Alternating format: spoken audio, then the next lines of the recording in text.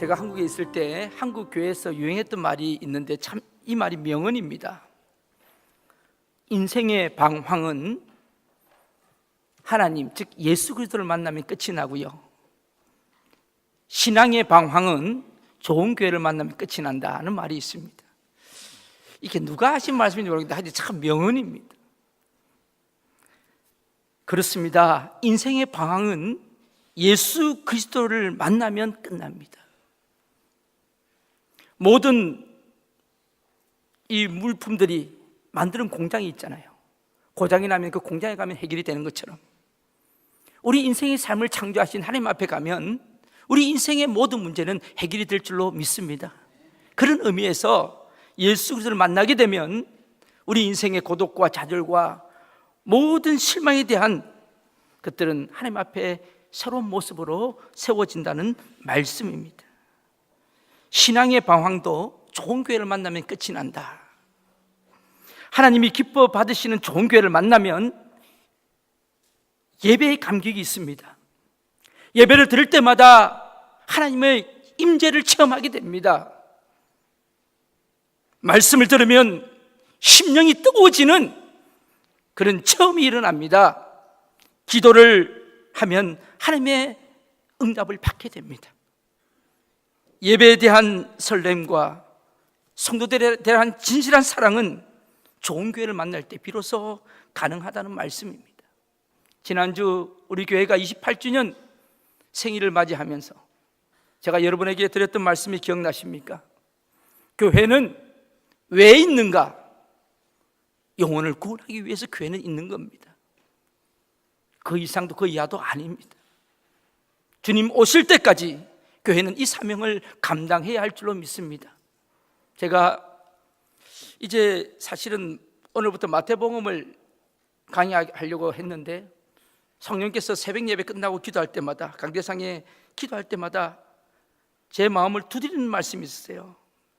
항상 교회, 바른 교회, 좋은 교회, 우리 교회는 어떤 교회를 닮아야 하는지 계속해서 성령께서 제 마음을 두드리고 계셨습니다. 그래서 하나님께서 이 교회를 우리 성도들에게 말씀하라고 하시는 모양이다. 그래서 제가 이제 오늘부터 좋은 교회가 어떤 교회이고 또 지적받은 교회는 어떤 교회인지 말씀을 나누려고 합니다. 그렇다면 좋은 교회는 어떤 교회일까요? 우리는 어떤 교회를 가리켜서 좋은 교회라고 말합니까? 역사가 오래된 교회가 좋은 교회일까요? 건물이 큰 교회가 좋은 교회일까요? 사람들이 많이 모이는 곳이 좋은 교회일까요? 고민하면서 성경을 살펴보았습니다. 이 땅에 좋은 교회 모델은 예수님이 직접 세우신 사도들이 만든 사도행전적 교회라는 것을 제가 발견하게 되었습니다. 그래서 오늘 말씀의 제목이 처음 교회처럼, 제가 사실은 제목을 처음처럼 하려고 그랬어요. 그런데요, 저번 금요일날 재정부장님이랑 재직회 준비하고 이제 식사하러 한 식당에 갔는데 벽에 보니까 처음처럼 있더라고. 그래서 제가 저거 내가 설교 제목하고 똑같네 하면서 보니까 소주 이름이더라고요. 하여튼 좋은 거는요, 세상 사람들이 더 빨리 취합니다. 여러분, 구원이라는 말이 얼마나 좋은 말이에요. 구원, 그렇죠?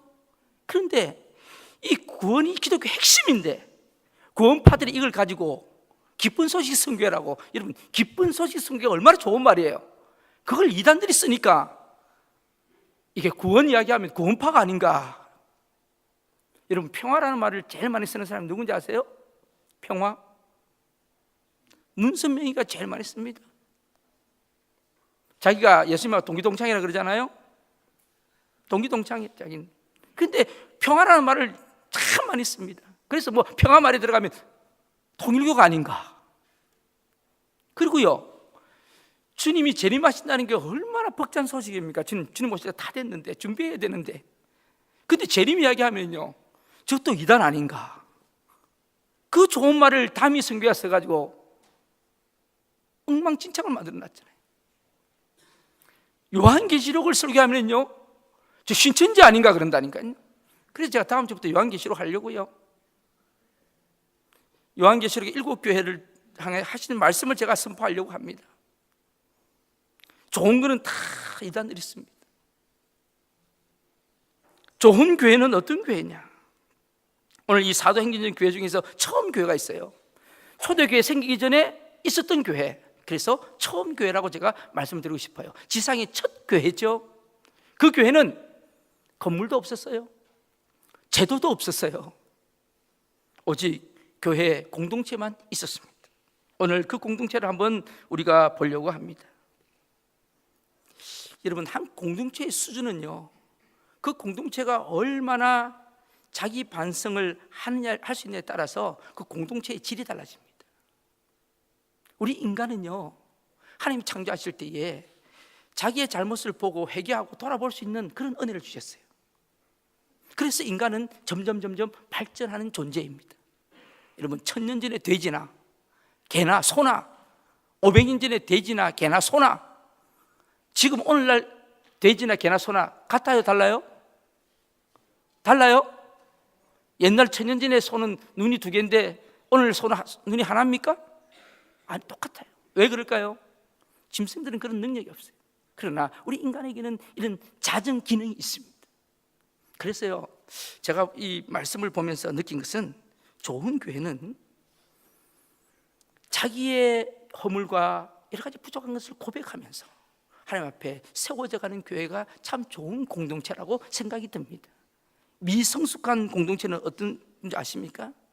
자꾸 타인의 허물을 끄집어내고 그리고 무조건 또 덮으려고 하고, 그런 좋은 공동체가 아닙니다. 성숙한 공동체는요, 정말 끊임없이 자기를 회개하며 그 잘못된 것을 인정하고 또 그 잘못을 저지르지 않도록 서로 반성하며 나아가는 공동체인 줄로 믿습니다. 여러분, 훌륭한 부모는요, 자식한테 사과할 수 있는 부모예요. 저는 그렇게 생각합니다. 아빠가 잘못했다, 엄마가 잘못한 거다, 이거는 잘못해놓고도 잘못 안 했다고 끝까지 몽둥이 들고 억압하는 부모는 훌륭한 부모가 아닙니다. 좋은 남편은요, 정말 부인한테 사과할 수 있는 남편이에요. 여보, 내가 이것은 잘못한 것 같아요. 자존심 때문에 남자들 그렇게 못하잖아요. 좋은 아내는요, 정말 남편에게 사과할 수 있는 아내가 참 좋은 아내입니다. 왜 아이들만 잘못했다고 강요를 합니까? 성숙한 공동체는요, 혼의를 내세우는 조직이 아닙니다. 좋은 공동체는 서로의 허물을 고백하고 그 허물을 감싸며 치유하는 공동체입니다. 저는 이 공동체가 처음 교회 공동체라고 생각하면서 이 말씀을 준비합니다.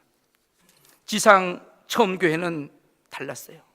오늘 사도행전 1장 4절 이하는 지상의 처음 교회의 모습에 대해 기록하고 있습니다. 우리는 흔히 초대교회로 돌아가자는 이야기를 합니다. 그러나 그 초대교회의 모습을 보기 전에 그 전에 있었던 교회를 제가 한번 보려고 하는 것입니다. 바로 주님의 사도들이 세운 첫 공동체는 무슨 특징이 있었는가? 첫 번째로 우리가 본문에서 느낄 수 있는 것은 구성원들 모두가 분명한 신앙적인 체험이 있었다는 것입니다. 뭐가 있었다고요? 신앙적인 체험이 있었다. 한번 따라 하십시다. 분명한 신앙의 체험이 있었다.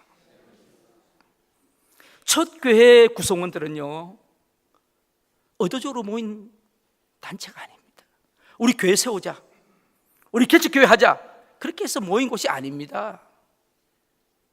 그들은 예수님의 부활과 승천을 목격한 사람들이 자발적으로 모여 말씀을 나누고 기도하면서 생긴 공동체가 바로 처음 교회 공동체입니다. 오늘날 우리 교회가 왜 힘을 잃어가고 있습니까? 왜 세상에 손가락질 받으면서 그런다니까요. 싸우면 얘 싸우니 여기가 교회인 줄 알아? 이런다고요. 그리고 또 뭐 잔소리하면 설교하지 말라 그러고요. 왜 그럴까요? 왜? 거룩한 교회가 왜 사람들이 입에 오르내리는 그런 게 됐을까요? 저는 한번 생각해 봅니다. 교회 건물은 있고 이름은 있는데 정말 분명한 이 부활의 체험이 있는가? 신앙이 처음 있는 사람들이 모여 있는가? 그렇지 않으면 신앙을 액세서리로, 여러분 액세서리를 언제 달죠? 여자분들은? 요즘 남자도 달기는 달더라고. 귀걸이도 하고요. 언제 달아요? 안 하면 좀 이상하고 하면 좀 멋있게 보일 것 같아서 하는 거. 신앙생활을 그렇게 하는 분들이 있습니다. 그런 공동체는 좋은 공동체가 될 수가 없다는 것입니다. 오늘 본문의 처음 교회는요, 분명한 부활과 승천을 목격했던 사람들이에요. 그래서 이 교회는 힘이 있었고 능력이 있었던 것입니다. 많은 사람들이 교회에 나오지만 부활의 능력을 체험하는 것이 아니고 지식적으로 아는 거예요. 예수님이 부활했다 그러더라. 예수님이 십자가에 죽었다며. 누구 때문에? 우리 죄 때문에 죽었다 그러던데? 지식적인 믿음으로 있는 공동체는 힘이 없습니다. 저는 우리 교회에서 양육할 때, 제자반 양육 훈련할 때 많은 분들이 제자반 성경 공부라고 합니다. 그래서 제가 말을 바꿔주죠. 성경 공부가 아니고 제자 양육 훈련입니다. 훈련. 제자는요, 성경 공부로 만들어지는 게 아니고요, 훈련으로 만들어지고 양육으로 만들어지는 것입니다. 여러분 자녀들을요, 지식적으로 키우지 마시기를 바랍니다. 지식적으로는 괜찮을지 몰라도 실제적으로 여러분 교육시킬 때 지식만 가지고 합니까? 아니잖아요. 교회는 예수님의 제자들이 있어야 할 줄로 믿습니다. 처음 교회는, 두 번째로 우리가 느낄 수 있는 것은 주님의 명령과 약속 가운데 거했다는 것입니다. 오늘 4절 5절 말씀입니다. 본문 우리 같이 다시 한번 읽겠습니다. 4절 5절 말씀을 한 목소리로 우리 다시 함께 봅니다. 사도와 함께 모이사 그들에게 분부하여 이르시되 예루살렘을 떠나지 말고 내게서 들은 바 아버지께서 약속하신 것을 기다리라. 요한은 물로 세례를 베풀었으나 너희는 몇 날이 못되어 성령으로 세례를 받으리라 하셨느니라. 본문에서 예수님은 한 가지 명령과 한 가지 약속을 주셨어요. 명령이 뭐죠? 명령이 뭡니까? 여러분 말씀하세요. 가만히 있는 것이 거룩한 게 아닙니다. 설교할 때는 말씀하는 게 거룩한 겁니다. 명령이 뭐예요? 네, 예루살렘을 떠나지 말고 예루살렘에 머물러 있으라는 하나님의 명령이에요. 약속은 뭐예요? 약속은 뭐를 받으리라? 네, 성령의 세례를 받으리라. 이 본문을 읽으면 여러분들이 이거 뭐 별거 아니네, 쉬운 것 같죠? 그런데 당시의 상황을 보면 매우 어려운 일입니다. 왜냐하면요, 당시 예루살렘에는 일종의 비상 경계령이 내려져 있었어요. 며칠 전에 십자가에 못 박힌 예수가 죽어서 부활했다는 소문을 돌아가지고 그 소문을 퍼뜨린 사람을 잡아서 지금 죽이려고 준비하고 있었어요. 그래서 온 성안이 그 사람을 찾으려고 혈안이 돼 있었어요. 그래서 예수님 제자들도 꽁꽁 문을 잠궈놓고 있었던 것입니다. 예수님의 비슷한 복장만 해도 무조건 잡아들여서 고문하고 처형하던 그 위험한 시기가 바로 이때입니다. 감람산에 모여서 예수님의 부활과 성천을 경험한 이 공동체에 예수님은 그 위험과 죽음이 기다릴 수도 있는 그 예루살렘에 머물러 있었다는 이 말씀은 쉬운 말씀이 아니라는 거예요. 이해가 되십니까? 그냥 가서 편안히 있는 곳이 아닙니다. 혹시 잡혀서 목숨을 잃을 수도 있는 것입니다. 그런데 예수님께서 그 예루살렘으로 돌아가라고 명령하십니다. 사실은 이들이 성천을 경험한 감람산으로부터 예루살렘까지는 거리가 얼마 되지 않습니다. 저도 이스라엘 가봤는데요, 감람산에서 보면 그 예루살렘이 가깝습니다. 오늘 본문에도 그렇게 나와 있죠. 12절 말씀입니다. 우리 같이 한번 읽어볼까요? 12절 시작. 제자들이 감람몬이라 하는 산으로부터 예루살렘에 돌아오니 이 산은 예루살렘에서 가까워 안식일에 가기에 가까웠다. 좋았다. 여러분 안식일에는요 1km 이상을 걸으면 안 됩니다. 1km 이하로 걸어야 됩니다. 그래서 집에서 나갈 때 499m까지는 갔다가 다시 돌아와야 돼요. 왜냐하면 500m 넘어버리면 왕복이 1km 넘잖아요. 그럼 죄 짓는 거거든. 그러니까 철저하게 거리를 쟀던 거예요. 그런데 감람산에서 예루살렘까지는 안식일에 가기에 좋다는 것은 몇 킬로미터 이하라는 거예요? 똑똑하시네. 1km 이하라는 거예요. 그래서 이 길이 먼 거리는 아닙니다. 1000m도 안 되는 거리입니다. 그런데 그 길은 십자가의 길이고 죽음의 길일 수도 있다는 겁니다. 누구나 가기 싫어하는 길이고 아무나 갈 수 있는 길은 아니었다는 것입니다. 그런데 오늘 이 천국의 공동체들은 다 그 길을 갔던 것입니다. 사실은 제자들도요, 고향으로 돌아가려고 했잖아요. 그러나 이들은 예루살렘으로 돌아가라는 그 하나님의 명령을 듣고 성령의 약속을 기다리라는 명령을 받으면서 기다렸던 것이죠. 말씀에 순종하며 복종했던 공동체였죠. 그리고 오늘 또 이 본문에 보면은요, 13절에 이런 말씀이 있습니다. 같이 읽어볼까요? 13절에 시작. 들어가 그들의 유하는 다락방으로 올라가니 베드로, 요한, 야고보, 안드레와 빌립, 도마와 바돌로메, 마테와 및 알페의 아들 야고보, 셀모신 시몬, 야고보의 아들 유다가 다 거기 있었다. 여기에 보면요, 다양한 인종들이 섞여져 있습니다. 남녀노소가 함께 모여 있습니다. 지위가 높은 사람이 있고 낮은 사람이 있습니다. 또한 예수님의 어머니와 아우들까지도 있어요. 이 놀라운 사실입니다. 여러분, 예수님의 아우들이라 하니까 좀 이해가 안 됐어요? 예수님은 성령으로 잉태하셔서 요셉과 마리아의 장남으로 이 땅에 오셨어요. 그리고 30년을 나사렛에서 살면서 아버지 일을 도와 목수 일을 했어요. 그때 자기 밑에 동생들, 육신의 동생들이 있었어요. 여러분에게 물어볼게요. 예수님 살아생전에 이 아우들이 예수를 믿었어요? 안 믿었어요? 믿었어요? 안 믿었어요? 안 믿었어요. 어떻게 합니까? 예수님이 성경에서 말씀 전하실 때 사람들이 저 예수님 좀 이상하다 그랬더니 동생들이 우리 형 정신이 이상한 줄 알고 찾으러 온 그 기사가 몇 군데 있어요. 예수님을 믿지 않았어요. 그런데 예수님이 죽고 십자가에 죽으시고 부활하고 난 그걸 목격했던 아우들은 그때부터 오늘 이 공동체에 있는 겁니다. 그 중에 대표적인 사람이 바로 야고보서를 썼던 야고보가 예수님의 동생 야고보입니다. 예루살렘 최초의 지도자였고 최초의 순교자였던 사람이 바로 야고보예요. 여러분, 혈육이 예수 믿기가 제일 어렵습니다. 그렇죠?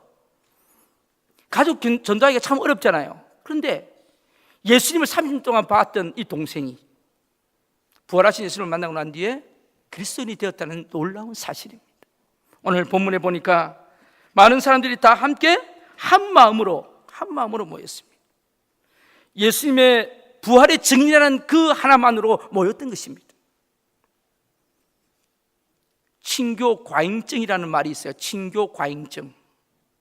이 말이 무슨 말이냐 하면요, 나하고 친한 사람들끼리만 모이는 집단들, 나와 비슷한 환경끼리만 모이는 집단들, 나하고 생활 수준이 비슷한 사람들끼리 모여서 끼리끼리 모이는 그런 집단을 우리는 친교 과잉증, 일종의 병적인 현상입니다.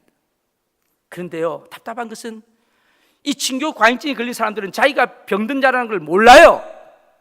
그걸 알아야 되는데 몰라요. 교회도요, 보면 이 친교 과잉증이 있는 분들이 있어요. 꼭 만나는 사람만 만납니다. 자기들은 허물없이 지냅니다. 그러면서 우리만큼 친해보라지, 이렇게 사랑해야지, 그러면서 다른 사람에게는 딱 벽을 칩니다. 그래서요, 다른 사람들이 들어갈 수가 없어요. 끼우고 싶어도 끼울 수가 없어요. 딱 벽을 쳐버리기 때문에. 이거 교회의 큰 병폐입니다. 여러분, 우리 교회는 그런 분들이 없기를 축복합니다. 끼어들 수 있는 여유를 안 줘요. 목사도 그래요, 목사도요. 그래서 제가 저희 목회 방침 중에 하나가 우리 교인들 만나는 사람만 만나지 않습니다. 저는 아예 안 만납니다. 그래서 어떤 분은 그러더라고, 목사님은 별로 정이 없는 것 같아. 정이 없다는 말 듣는 게 훨씬 더 낫습니다. 여러분, 교회에서요, 끼리끼리 모여가지고 다른 사람이 끼어들지 못하게 하고 무슨 일이 있을 때 자기들끼리만 이렇게 한다는, 그거는 하나님 기뻐하시지 않는다는 말씀이에요.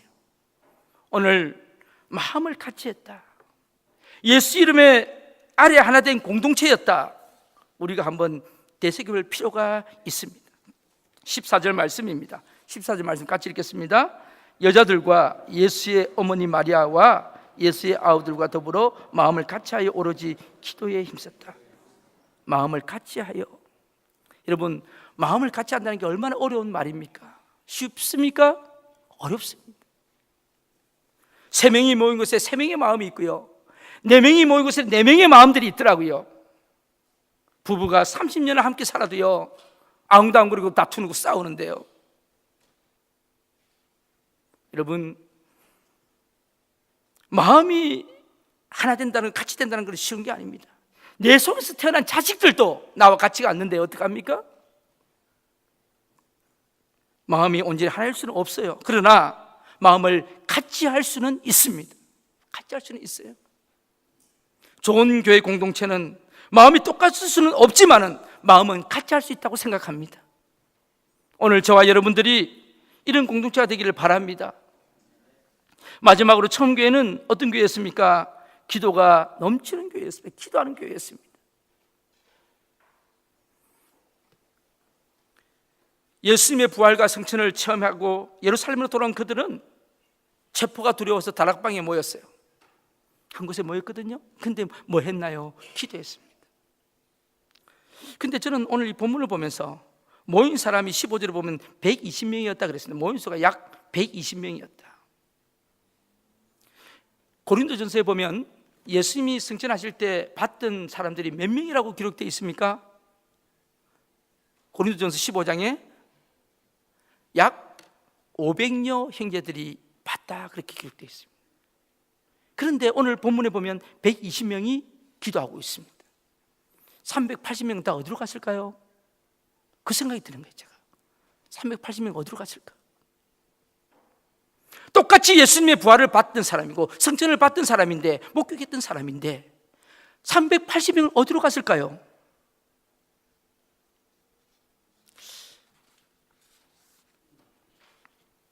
그들은 주님의 명령보다, 성령의 세례보다 돈이 더 중요했을 수도 있습니다. 능력을 받는 것보다, 예수님의 그 부활의 능력을 받는 것보다 생업이 더 중요했던 사람들이 아닐까요? 부활하신 예수님을 만나는 것보다 사랑과의 약속이 더 중요한 사람이 아니었을까요? 오늘날도 마찬가지입니다. 우리의 모습이잖아요. 교회 주일입니다. 누가 만나자고 합니다. 아무 생각 없습니다. 그래, 오늘 하루 쉬지 뭐. 뭐를 쉬어요? 사람 만나는 걸 쉴까요? 예배를 쉴까요? 예배를 쉬시더라고. 저는 그때마다 가슴이 덜컹덜컹합니다. 이번에 인터넷에 보니까 터키에서 두 남자가 순교를 당하는 장면이 동영상에 띄어졌어요. 제가 그걸 한번 보여드릴까 했는데 너무 비참하고 너무 참혹해서 보여드릴 수가 없어요. 정말 속에서 막 울부짖음이 일어나요. 하나님, 왜 저렇게 죽이십니까? 지금 여러분 이슬람권에서 한 주에 30명씩 목이 베어 죽어가고 있습니다. 예수 믿는 것 때문에. 아십니까? 단지 예수 믿는 것 때문에 자기 목을 내놓아요. 이해가 되십니까? 저는 그 동영상을 보면서 내가 저 자리에 있었다면, 목사인 내가 저 자리에 있었다면 과연 내가 저렇게 목을 내놓고 큰소리 칠 수 있을까? 여러분, 이슬람교도 5명이 와가지고요, 끈을 묶어놓고 배를요 칼로, 그리고 그 속의 내용물을 내가지고 갈기갈기 찢습니다. 그게 사람이 해야 될 일인가요?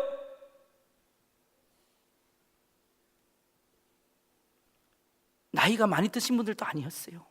나중에 부인이 인터뷰를 하는데요, 애가요 조그만해요. 애가 어려요. 그 부인이 뭐라 그런지 아세요? 우리 남편은 가장 아름다운 일을 했다고. 저는 거기서 정말 녹아들겠더라고요. 우리 남편은요 가장 아름다운 일을 했다고. 조그만 이익이 있어도 예배보다는 내 생업이 더 중요했던 사람들이 우리들인데, 조금만 힘이 들어도 하나님보다는 내가 우선이 우리 인간의 마음인데 어떻게 그렇게 할 수 있습니까? 제가 전부터 말씀드렸잖아요. 터키의 지하의 대림구유에, 거기 사진을 제가 다음에 한번 보여드릴게요. 지하에 땅굴을 파고 내려가가지고 2만여 명의 사람들이 지하 도시를 만들었어요. 평균 수명이 40살밖에 안 돼요. 땅 밑에 사니까 오래 살겠습니까? 왜 그렇게 살았을까요? 예수 믿는 것 때문에요. 예배 간격 때문에요. 그거 하나 때문에 자기 목을 내놓을 수가 있었던 것입니다. 오늘 380명은 어디로 갔을까요? 그래도 감사한 것은요, 이 120명이 모여가지고요 하나님 앞에 기도하기를 시작합니다. 오늘날 교회가 점점 힘을 잃어가는 것은 기도하는 데 시간을 보내는 것이 아니라 엉뚱한 거 한다고 시간이 보내는 겁니다. 회의하고 친교하고 행정하느라고 거기가 온통 쏠려가지고 기도하는 시간이 없습니다. 그래서 저는요, 앞으로 회의는 되도록 짧게 하려고 그래요. 오늘 저녁에도 짧게 할 겁니다. 여러분 걱정하지 마세요. 짧게 할 겁니다. 회의를 자꾸 오래 하면 회의감이 느껴집니다. 회의 많이 하는 교회 치고 부흥하는 교회 보셨나요? 제가 말씀드린 것은 회의를 안 하는 게 아니라 회의는 하지만 회의만 전체 다가 아니라는 거예요. 여러분, 회의가 뭘까요? 그러면 오늘 이 시간에 제가 우리 피택자들 잘 들으세요. 회의는요, 하나님의 뜻을 발견하는 시간이 되어야 합니다. 하나님의 뜻을, 하나님께서 우리 교회를 통하여 무슨 뜻이 있으실까? 그걸 연구하는 것이 회의입니다. 교회에서는요, 하나님 뜻을 나누며 우리 공동체와 우리 성교에 임하는 하나님 뜻이 뭔가 발견한 그 은혜를 나누고 하나님 뜻을 나누면서 나의 논리를 말하고 나의 잘남을 증거하는 게 아니라, 나의 이익을 대변하는 게 아니라 하나님께 받은 그 은혜, 하나님 뜻을 서로 나누는 것이 회의라고요.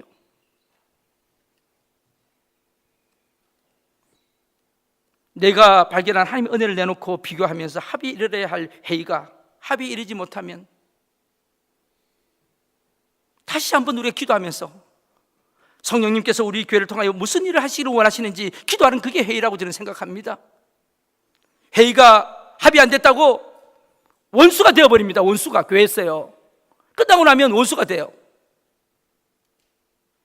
미성숙한 교회는요 그렇게 해요. 사람들이 모여가지고요 이야기하면은요, 성숙한 교회는 내가 받았던 은혜, 성경 말씀에서 받았던 은혜를 나누는가 하면, 미성숙한 교회 교인들은 만나면 세상 사는 이야기하다가 돈 이야기하다가 그것만 해도 괜찮아, 그것만 해도, 저는 거기서 끝나면 좋아요. 꼭 마지막은 다른 사람 한 명 이름을 갖다 넣고 그 사람을 또 조져야 돼요. 씹어야 된다고요. 그래야지 끝이 납니다, 이야기가. 그렇지 않나요? 꼭 다른 사람 이야기를 허물 잡고 해야지 돼요. 우리의 입술은 바른가요? 기도하지 않으면 원망합니다. 여러분, 오늘 오로지 기도에 힘썼다는 이 말, 프로스카르 헤론토스라는 이 말은요 두 가지의 의미가 있습니다. 한 가지는요 continue faithfully, 충실하게 계속하다는 뜻이 있고요, 또 한 가지는 remain constantly, 계속 남아있다, 계속 끝까지 한다는 거예요. 이게 바로 기도에 힘썼다는 말의 의미입니다. 이 두 가지 해석을 하면 사생결단의 기도라는 거예요. 하나님이 나에게 성령 충만하게 주실 때까지 목숨 걸고 기도한다는 의미입니다. 저는 우리 교회가 기도의 운동이 일어나기를 축복합니다. 매주 금요일마다 중보 기도회의 숫자들이 점점 늘어나기를 원합니다. 새벽 예배 때마다 기도하는 사람들이 늘어나기를 간절히 원합니다.